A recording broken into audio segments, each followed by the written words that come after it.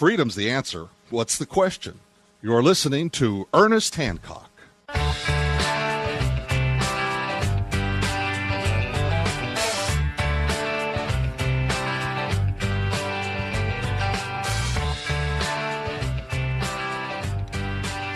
Welcome back to Declare Your Independence with me, Ernest Hancock. I guess I'm going to have to talk this half hour. Top of the hour, in this next second hour, we have Robert Wheel. He's going to talk us about U.S.-Chinese relations, and he's been studying India a lot, too. And I like bringing the guys on from the left because it's so obvious what's going on right in front of them, and to try and have them rationalize their way out of it, I mean, wow, you know, it's, and what we're going to be talking with Robert about is, you know, the relationship that we have with China and how this managed free market, you can have such a thing, economy is possible using a Chinese model. And it seems like the United States has been demonstrating that's what we've been trying to do for decades. You know, it's this fascist, socialist, collectivist, whateverist kind of business model that China is, you know, they're going in the early stages of it. It's like China is coming in at about 1948 United States. You know, they're setting up an heavy state-controlled industrial revolution, and they're going to build up a middle class and get them to start spending or whatever instead of saving.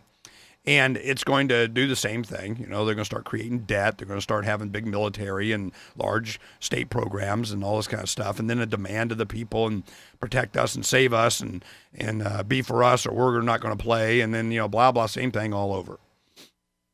So where do we go? The cycle is going to go quickly. That's why they call it revolution, you know, because it goes round and round and round. What I think is going to happen is that because of the speed of communication and transportation and energy and the ability to be off-grid more and more and more, this revolution goes faster. More people are informed more quickly, and they have a much wider understanding of what's really going on, what's done to them, and by whom. So what's the reaction going to be? I don't know. And I don't think it's going to be limited to borders or even languages. Because of technology, I mean, we got a Google Universal Translator now. It's like Star Trek. You know, you just talk into it and it says whatever language you just said, you know, instantaneously. When you have this ability and young people coming up, you know, a 13-year-old in Darfur and Shanghai and St. Louis, you know, they're pretty much thinking the same thing. I want the cool whiz bang, you know, video game and what's that, you know, pretty girl next door think. You know, I mean, it's not that complicated. They try to complicate it. In fact, that's why they want to get you into the public schools younger and younger and younger age. So I'm pretty confident what's going to happen, but not before it all starts to fall. And they're going to be doing any and everything they can. And the one reason you have Thomas Ferguson on is that he has been very adamant about there are good government programs. We need to have government to do certain things. Every single one of his examples that he would have as a standard bearer for the use of government for something is like a neon flashing sign for me that it doesn't work. You know, come on. We have the Obama administration, Chief of Staff, Rahm Emanuel, goes to Chicago to become Chicago's mayor. So you might as well just call him dictator. I mean, it's going to get bad. They have more surveillance video cameras. And it's like London almost now. Then you're going to have, that's where Obama had his base. You know, there's a lot of poor minorities that live there, and they'll give them subsistence living, and they'll be volunteers in the Obama Nation kind of doing whatever thing. They'll be on the phones and on the blogs and it'll be, I've seen it before, and here we'll go. They will have a network running this next election cycle out of Chicago. Chicago will also be where a lot of the money is. The commodities are traded there and so on. You're going to have, you know, big finance is going to get what they want. They already are. So it matters if that was your playing field. It matters if that was, you know, you're going after that ring. It matters if that is the lever that you're battling over. What if you just don't care? Let them have it. It's like being in the wheelhouse of the Titanic. Yay. I got the wheel, gurgle, gurgle, gurgle all the way down to the bottom in the freezing sea. So I'm not that worried about it. I just point this stuff out because, dang, somebody needs to. I mean, damn. You think it's going to get fixed? Well, Thomas thinks it should be. Wow. So it'll be interesting in the next hour. Let me tell you what happened this weekend. Those that listen to the show know that we were moving. So we made the big move Saturday and Sunday. Most of it done on Saturday. We had, all the trucks and trailers and everything came over to our home. And in that little house, man, there was a lot of stuff. So over the weekend, about 97.6% of everything is moved over to our new home, which is a couple of acres. It has some, place for goats and chickens. And we moved our chickens over and so on. We got space for more chickens. So people are going, wow, man, this is going on. I can see where you're going with this. But we're there. The plan is just a year to get ready because I want to be mobile. I know it's a nice place. My kids, come visit us. They brought the grandkids over and look, oh, wow, this is really cool. We'd like to live over here. And, man, it's neat. And I've always wanted to live up in this farm. It's still in Phoenix. A lot of people don't know this, but it's called Sunburst Farms, and it's irrigated and so on. It was, like a couple acre farms back in the day. It's kind of got grandfathered in as the valley grew around it. So it's a very rural feeling in an urban area. I don't think that we're going to be able to stay there. Not more than a year. I think it's going to get bad. Let's put it this way. I'm planning on it getting really bad. And we're going to use this to learn a lot of things. Well, I wasn't able to help I've been sick all weekend. I mean, I want to talk about that a little bit too.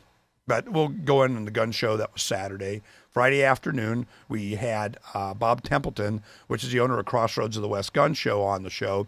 And he's been a really good guy. Back in the mid-'90s when libertarian gun right advocates were the evil bad guys, from the opinion of the Republican Party and the NRA and all these guys. They were like, no, you can't support libertarians. They're crazy people.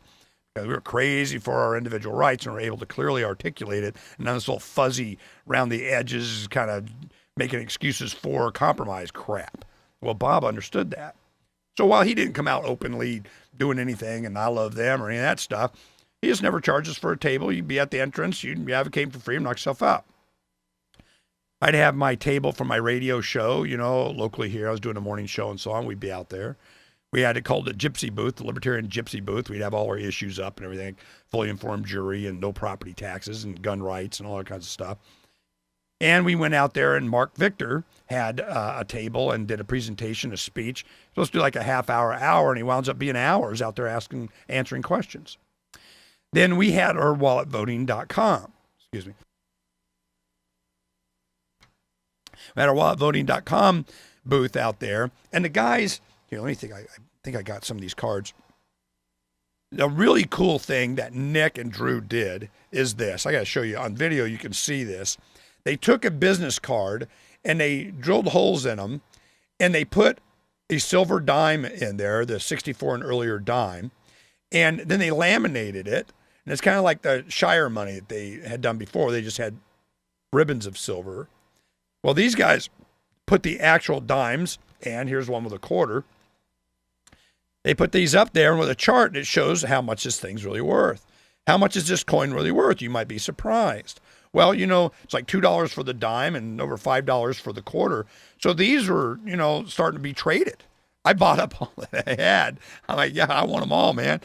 So it's already started. This wallet voting thing is really taken off much better than I anticipated. And it's starting to be understood by a lot of people what it was. Next to us were these little young Marine guys, these teenagers wanting to be Marines. They're drilling and so on. They always go to these gun shows and everything. And these kids understood it. They're going, oh, yeah. And they started pulling out their dimes and stuff. They carried silver around with them. I couldn't believe it. They understood. Do you understand? We'll talk about that some more when we come back to you.